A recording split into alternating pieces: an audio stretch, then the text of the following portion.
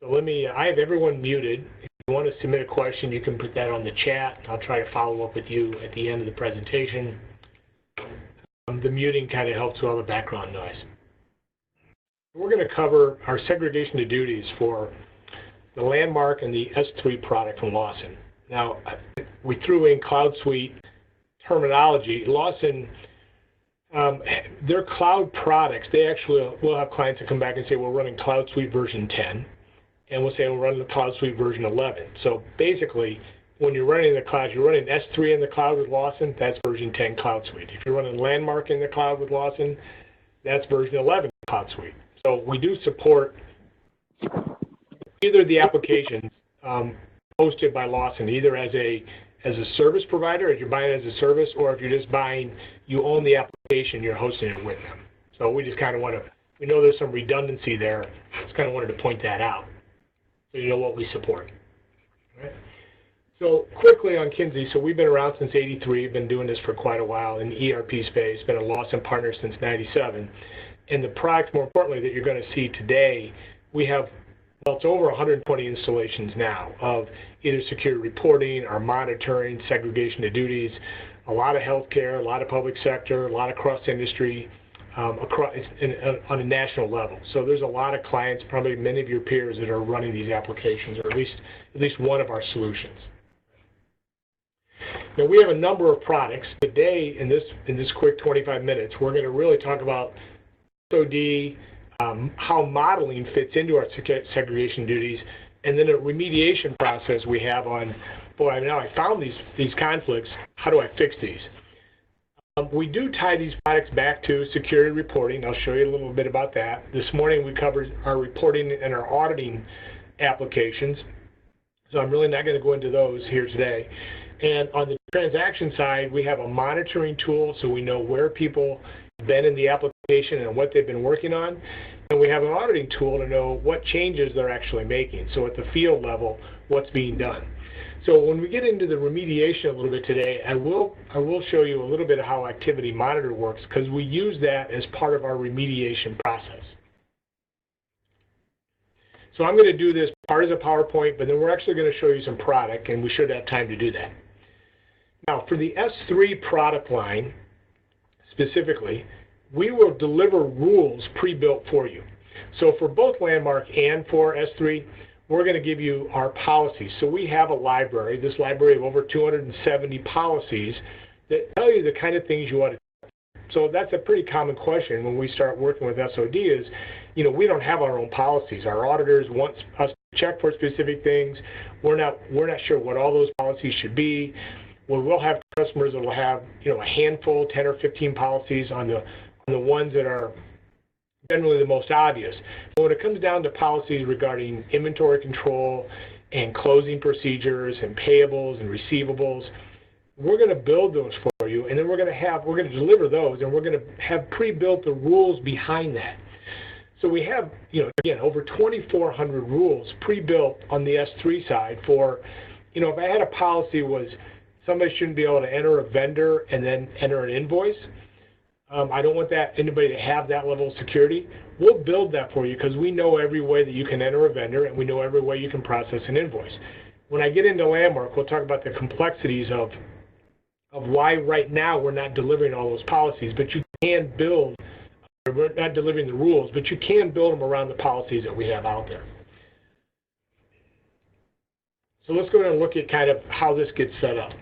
So we have some dashboards that will give you an indication of where you have violations based on the level of severity of a policy. So you're allowed to add new policies, modify our policies and our rules.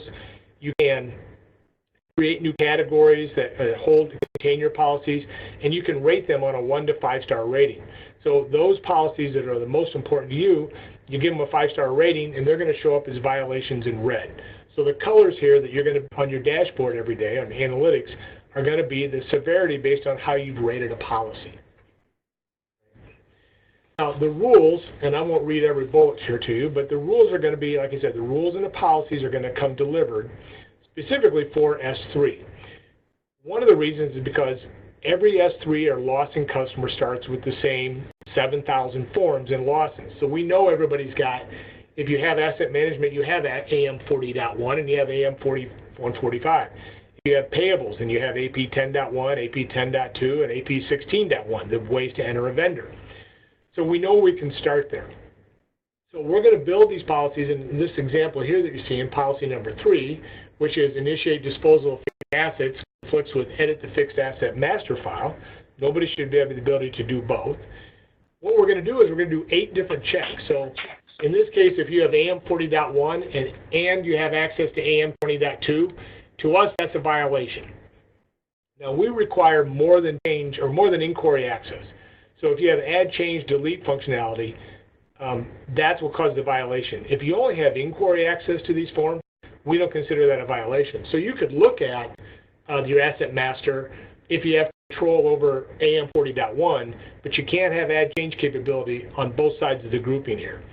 So we're actually, in this example, number rule 3 here, we're doing 8 different rule checks against one policy. So that's how we have these 2,400 plus rule checks against 270 policies. And again, you can define as many of these as you want and change them. You can also build them to compare security classes or different objects, classes against classes, roles against roles. So if you don't want to, if you have a new rule that says, or policy that says, I don't want somebody to be an AP supervisor and a financial supervisor, you can just build the policy. We'll check for those 2 roles. You do not have to go to the form level. We deliver it that way because we don't know what your roles are and we don't know what your security class names are, but we know what all your forms are. So you can simplify the validation by building additional rules and policies that might check a 2 different security classes or 2 different roles against each other. Now, when we generate the report, it's going to come out in this grid where we're going to show you for a specific user, and this is kind of hard to see here, Frank Nelson, asset management, violates policy 1. This is the level of security that Frank has to those forms that are in this rule. So let me see if I look here, here's the description of the policy, here's the actual forms that we're looking for on both groupings, and this is the access level that Frank has. So because Frank has AM 270.1 and he has full access, that conflicts with the full access that's on this side. It's a conflict to us. Now, if it's in blue here, there's a link. So that would link actually right to our reporting. We could tell you what else is in the AM analysis security class. We could tell you where else AM 270 lives. What are the classes that it belong to? Maybe there's a class and a role out there that only has inquiry capability, and I can change Frank's level of security to access that role instead of the one he has access to. So we can drill to our security reports from here, but we'll go ahead and deliver these reports either by policy or by user. So if I want to know every policy that Frank violates, I'll run that report based on the user. If I want to know everybody that violates the asset management policy 1, I'll give you a list of all the users. So it kind of depends on how you want to attack the resolution of this. Do I want to look at critical policies and look at all the people that violate them, or do I want to take my users with the highest level of risk or have the most open security and maybe tune down their security to begin that way? Now we're also going to give you a grid. So before you start getting into the weeds and all the detail, you can look at a high level on where do I have these violations. So we'll give you every user down column A, and we'll give you every policy that you run the report for across the grid, and you can see where I have a violation. So I might want to decide I'm going to attack this for Sandra Miller on row 12 because she seems to have the most violations of any of my users, or I may decide I'm going to look at policy 11 because virtually everybody violates policy 11. So a couple ways that this grid can help you decide how you're going to start attacking this issue. But the key is we will deliver these policies and all the rules for them, and you can run reports on day 1 to see where do I have my biggest issues. Now we'll also do role testing. So what we're doing here is not just testing. I'm trying to get some background noise, but that's okay. So what we're trying to do here is to check on specific roles that might, in among themselves, cause problems or combinations of roles that cause problems. So when I go in to run a report, I can tell it I want to do a role test. I'll create a list of all your roles for you, and you can check off the roles that you in fact want to test. Or maybe there's going to be a combination that you're going to put together for a user, and you want to know if I would provision that combination, is that going to have SOD violations?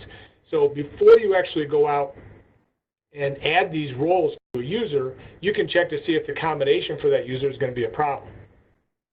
On the role test will also allow you to select the user that you're working with. We'll read in all the roles they currently have assigned, and you can tell us what the new role combination is going to be before you actually assign it in security, and we'll tell you if that new role combination for that user is going to be a problem. So that's what our role testing does, and it's going to come back with a report that tells me for the combination of roles that you picked, you do in fact have violations, so that might not be a combination you want to put together. Right? So we're allowing you to do a little bit of,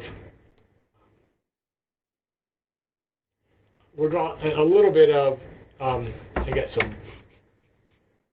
got to get some stuff closed out here, something I just allowed. Right.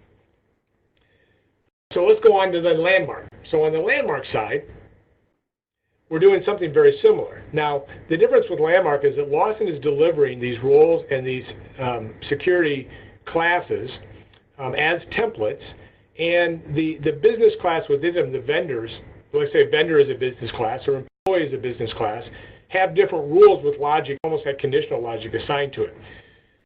One of the big issues we have with the landmark SOD is that if you're cloud-based with Lawson, they are constantly changing what a security class does, and they're adding new security classes. So initially, we're giving the ability to build your own rules based on roles or security classes, and we're going to add the business class to that, which is similar to a form. So again, the issue with the business class, like vendors, is that they have so much logic and conditional logic tied to it. We have to figure out how we determine really what user has full access. That really is what it comes down to. So we can't have it have inquiry. It's got to have full access, but sometimes it's like full access with a where clause in it. So we're working through how to do these based on the business class specifically. And one reason we don't want to just deliver based on security classes is because if I had one with vendors, which is like AP vendor setup, right here you see ST is the standard template, has vendors in it, and that can do vendor maintenance. Well, I can build that in and deliver that to you this way, but as soon as if you're cloud-based and as soon as Lawson adds vendors to another security class that has access to change vendors, my policy isn't any good anymore because I'm not going to inherently update and add to that policy. So I don't want to deliver something that is not could end up being not comprehensive behind checking every possible security class that's violating this policy. I don't have any control of what Lawson's doing in the cloud to modify security classes. So we do audit that for you. So on our auditing side, as we showed this morning, I can tell you when they've modified or updated security classes and what they've done, but I don't have a way to bring that back into my segregation of duties. So as we move forward, we're going to give you the ability to check at a business class level. So I could build in vendors here, and now anywhere the vendor business class actually shows up in a security class, I don't have to worry about what classes those are. I'm checking for the specific object. At this time, we're building this out at the role and security class level. So I can see here it's similar to one of the other policies, only now I'm saying if an employee has the AP vendor set up security class, and then they have any one of these other roles. So now I'm checking a class against roles on the right-hand side. That, in fact, is a violation, and we'll come back and give you a similar report. Now, as we did for the S3. Now, you can also do, just like S3, you can do the role modeling. So I could pick a user. I'll show you all the roles they currently have. I can add a role on or remove a role and run a test. Or I can come in here and I can pick two roles and say, if I put these two roles together, does that cause a problem? And in fact, that'll come back and show me if these two roles were together, cause a problem. Now, on their own, they're probably okay. But when we put them together, they now cause an issue. And again, from here, just like I could on the S3 reports, I can drill into into my landmark reporting to say, show me the makeup of a specific role, or show me the LPL behind a specific security. Now, the remediation. Now, remediation currently is only for the S3 product because there's a number of applications we pull together to help you figure out how am I going to tackle this problem, right? We all know we have SOD violations, but we don't necessarily know how to fix them. So we paint this remediation grid, and I've dimmed out the names on the left because this was an actual customer's grid. And green tells us where we have a violation by user under what policy. They've never used the forms that would cause that violation. So they've never done vendor maintenance and invoice entry, but they have access to them. Yellow tells me they're using a form, one of the forms on one side of the grouping. So maybe they're using AP 10.1, and they have access to vendor invoice entry, but they've never done any invoice entry. Probably lower risk. The red tells me I'm at really my highest degree of risk. So now I know that they're using one of the forms that's assigned to vendor maintenance and some type of invoice entry. They're doing work on both sides of the grouping. Those that initially are going to be my highest degree of risk, and those are the ones I probably want to focus on. So I may want to hone this grid down to say, only show me payables, only show me the 5-star rated ones, and then I only want to look at the ones where people are actually using things on both sides. So I can really tune this grid down to just the processes I'm concerned about and the people that are really using all those forms. Fix them first before I have to go back and try to manage my security for everybody else, because my security is probably just too open, but in fact people are not violating the policies, or they're not using the forms that violate the policies. Now, when it comes to modeling, I'm going to go through this quickly. We'll allow you to create some scenarios and test that against, we'll go through all this, test this against your SOD policies. So one of the things I can do is I can go in and add a role to a user. I can remove a role from a user. I can add a security class to a role, or remove a security class from a role. And I can do that plural, so multiple classes, do multiple roles. I can build out what I want to do in security in our modeling application before I actually make those changes, and then run an SOD report to say, if I were to make these changes, would that cause me problems? So in this case, I went into Frank Nelson, and I added another security class. When I could pick any one of my I added another role.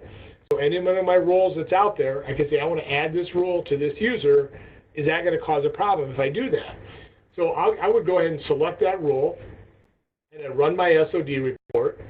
We're going to give you a couple things. One, I'm going to come back with Frank Nelson and say, boy, by doing that, you do in fact cause problems, and here are the problems that you're causing by doing that. Here's your violations. So I now have these new violations for Frank showing up that I might not have had before. Additionally, we're going to give you a report on how Frank's security changed. So we're going to give you back in Excel, I'll give you either the programs, the categories, the field level, the token level, the table level. I'll tell you what changed in Frank's security. If it's marked in green, that means you have now provisioned access to something Frank did not have access to before. If it's in red, you would have removed access. So in this case, I couldn't have any red because I just added a role. But if I removed a role, removed a security class from a role, I might have taken access away. And if it's in blue, that means I changed his level of access. So maybe he was inquiry only, and now he's all access. So we'll give you the ability to generate a security report behind what is Frank's actual level of security going to be now at the form level before I actually go out and make those changes, and test it against our SOD policies. That's why we tied this into SOD, and why I'm showing it to you today, so that this is a way you can continue to maintain a model, security model that's compliant once you have your policies cleaned up. Now, along with that, we do some object modeling. So if you want to add a form to a new security class, if you want to remove a form from an existing security class, if you want to change the function codes on a specific form, we'll allow you to simulate that. In this application, you can draw mapping to how people get to specific forms. This time I'm working with HR 11.1. And again, I can run an SOD report. So after I make changes, like I want to add HR 11 to a new class, or I'm going to remove it from a class, what I can do is run an SOD report. Well, I don't have one here, but it's similar to the other one, and it's going to come back and say, if you make that change, this is the problem you're going to cause. So we're allowing you to do this modeling and simulation so that once you have these policies cleaned up, don't move forward and violate everything.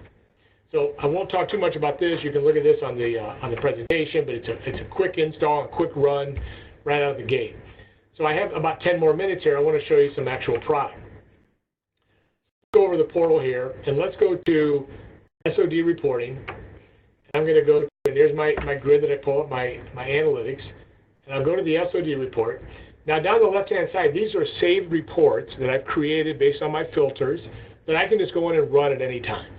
I can also schedule these. So if I have a report, I want to make sure nobody violates a specific 5-star policy that I have in payables. I can set that policy up, and I can save it as a favorite. And right here, I have, for instance, I have payable policies here. And if I were to right-click on this and schedule, I can tell this I want to create a new schedule, or I'll use one of my existing schedules, which maybe is the end of the week, goes out on Saturday. I want this to go to a new group. The existing group is a finance group, and I want to save this report, save this schedule. So now I've got a report that's going to go out and check automatically, are there violations here? And if there are, email that off to Dan Kinsey. So I'll get those reports automatically, and I don't have to monitor this all the time. So as you're making security changes, we can continue to monitor your SOD violations to see if any changes being made to security are now causing problems here. Now, if I want to go up and do a new report and click up in the right hand on a new report, I can tell it I want an LS report, and I can tell it which category I want it for, or I might drop down here and say I only want the 5-star rated policies, and I only care about any policy that has AP 10.1 in it. And that shrinks me up to 2 payable policies. And if I view the details, here's my edit vendor master and process vendor invoices. So our consultants, because we do Lawson implementations, have come back and said these are the ways you can edit the vendor master and process invoices. So I have different ways of building my filters here. I could save this report as AP 10 violations. We'll save that. Or we won't. All right, doesn't like something. But I'll run this report. And this will go out and check the policies, and I can see now the policy by policy user or user policy. So if I go to user policy, I have a number of users, F. Nelson being one, payables violates this because of access to these forms within these security classes. Again, if I wanted to go out here and say, I want to see everything that's in AP processing, you could drill into the security class reports. You could look at how AP processing is defined. I could also come out to AP 20.1 and say, can you show me what other classes that belongs to? I can see the other class is AP 20.1. I see I do have a inquiry class, so maybe I would need to move that into that role for that user. So we're trying to give you this visibility right here, either by, I'm going to close a couple of things out here, either by user or by policy, where I can come up here and now I can say, okay, policy 157 is violated by all these users. H. Roberts violates it probably for similar reasons, and I can drill into those. Right? So that's the standard S3 reporting. Now, if I wanted to do a role test, let me come down here. I have it saved over here. No, I don't. So I can come up and tell it I want to do a role test here. I can select specific roles. This is what I say, I can pick a user, and I'll find all the roles that user has. Or maybe I want to just come here and I want to check, I want to see if this financial role has any violations for AP, because I've only got these 2 picked, and I can run this report. Now I can expand my filters and include everything, but if I run this report now, I see the financial role in itself does not violate these 2 policies. So I might want to expand this out and say, I want to take all my 5-star policies for all of my applications, and I want to know if that actually, does this role now violate any of these policies? Come back and look, and it doesn't. So that's good. So my financial role is pretty clean. I don't violate any policies that are at least my 5-star and above policies, which are my critical policies. And I can see a list of what policies those are down here based on the star rating. Right? Now, similar to that, we go back to Landmark. So let me go up and log into my Landmark server.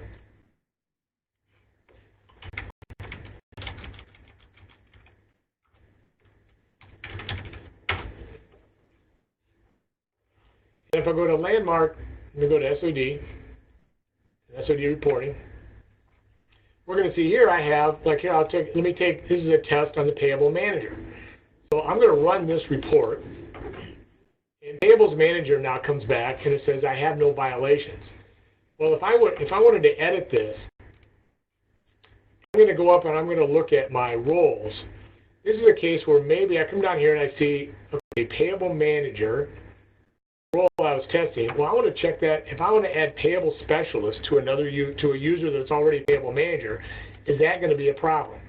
So if I run this report, I put these two roles together is what I'm trying to confirm, and if I run this report, it in fact comes back and tells me that if I put payables manager together with payable specialist, I now have a violation to rule policy 373 that says you can't have AP vendor setup and AP payment processing. So that's a violation that I can do with doing my role testing here. But just like on the S3 side, I can save my reports. I can have standard reports for all my accounts payable policies. I can run this. This will come out by user. And if I come up here at the top and run the actor policy, I have two users that violate this policy. It tells me it's because this user, Sheila Hoya, has access to AP vendor setup, and she also has these three roles assigned to her. That's a problem. So again, you can build these, and we can deliver some based on the security class or role, but if we do that and Lawson adds specific objects or business classes to a security class we didn't have prior to delivery, then all of a sudden you're not necessarily going to have a full and concise report. So that's one of the issues we're sorting through now, because we can't control that information. So that's the SOD side, and we're really about 1:30. What I could show you really quick, I can come back in here, go to the remediation briefly, and show you, if I go to SOD reporting and go to SOD remediation, when I can come up here, because I'm collecting activity, and it does require you to have the activity monitor, which collects user activity, I can give it a custom date range, and I'll go back to 0101, like 2018, to make sure I have a lot of data. Do the current date, my current profile, and it's going to generate my grid for me. So now I have this grid, and I can see all these violations. Well, I just want to work with payables, right?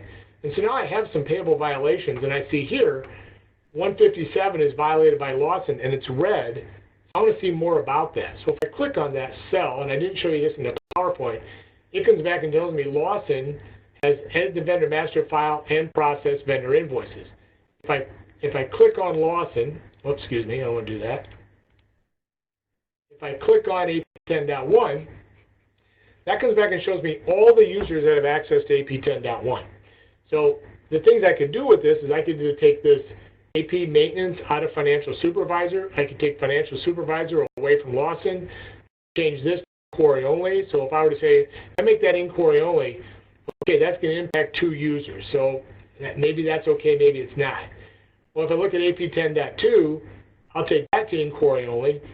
All right, again, you got to decide if it's something you want to do, change that to in vendor maintenance, because maybe really what you want to do is take vendor maintenance out of financial supervisor.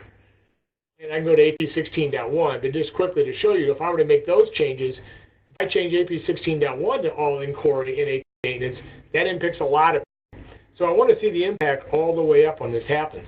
But if I were to do that and I were to refresh this, because I've made those inquiry only, if I come back to my grid, I can see in fact that for both H. Roberts and Lawson, I resolved SOD violations. So that would work for me. Now, does it from a processing viewpoint work for them? Possibly not. So maybe I don't want to do this, but that would be one resolution. The other would be to take financial supervisor away from Lawson, and that would probably also resolve my conflicts, and it does. So we're trying to give you a way to simulate with modeling and what's going on inside Lawson on maybe how you could resolve some of these conflicts. You can even go to the point where you can see what they're doing. So if I were to refresh this, take these all away, AP 10.1 has been used 16 times. I want to know what those 16 times are, and again, they have to be changes. If I have my monitoring tool, I can tell you what 16 changes and what vendors they were made to by the user Lawson, or I can tell you what EP20.basic invoices they worked on, and here are the 20 invoices, or the 8 invoices that we're working on. So we have all that information, so we pull it all together to try to help you figure out what can we actually take away from people, and what are people actually using and what they're not using. Right? But that's our half hour. I really won't have much time to show you the modeling, but you saw the screenshot where I can go in and I can add roles, remove roles, run reports, run it against SOD. Again, if you want a deeper dive into any of these products, that's easy for us to do a presentation. You can just send us an email, contact Guy. His email information is right here. So it says g.henson@kinsey.com. And we'll be happy to set up a demo with your team. Guy's also going to be at Infor, so if you are going to Infor, run him down, and he'll be happy to answer any questions or get a demo set up. But I wanted to keep this to a half an hour. We're a couple minutes over. And again, we'll put the recording out there as soon as it's ready from the website. If you have any questions, I can stick around for a couple more minutes. You can put them through chat, or I'll unmute everyone. And if you have a specific question, feel free to ask. Hey Dan, this is John Jameson from PwC. Great presentation. Just had a couple quick questions. One was maybe I missed this, but do non-SOD reporting like sensitive access, it's one-sided as well in there? And is that pre-built rules associated with that? Yeah, you can build. We had that recently. A customer just wanted to access to some forms and have notification. You can just build the rule on one side. So if you want to know who has access to GL40.1, just build the rule in one grouping, and anybody that has that change delete access to GL40.1 will show up on the report. That's great. And I guess the other clarification is this is a reporting only tool. You're not actually using it as a user provisioning tool to handle new requests to kind of force it through a SOD check before they would be provisioned the access, or is that a component that you maybe we just didn't demo it today? Only for the modeling perspective, right? So yeah, it's only a reporting tool and a modeling tool. We're not actually provisioning any of the security. Okay, thanks for the clarification.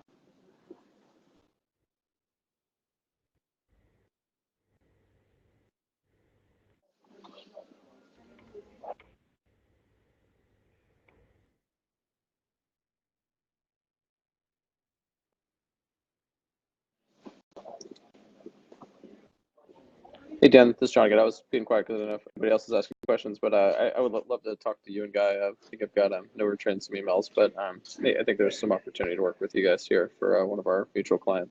I'll see if I can get a call scheduled with you guys to talk more specifics. Yeah, good. Yeah, give Guy a call. That'd be great. Cool. Thanks again. All right, you're welcome. All right, thanks. Yeah, I'll follow up with you. All right, well, thanks for joining, everyone, and hopefully Guy will run into it in Infor. Thank you. Welcome. Thanks, Dan. Take care. Welcome. Thanks.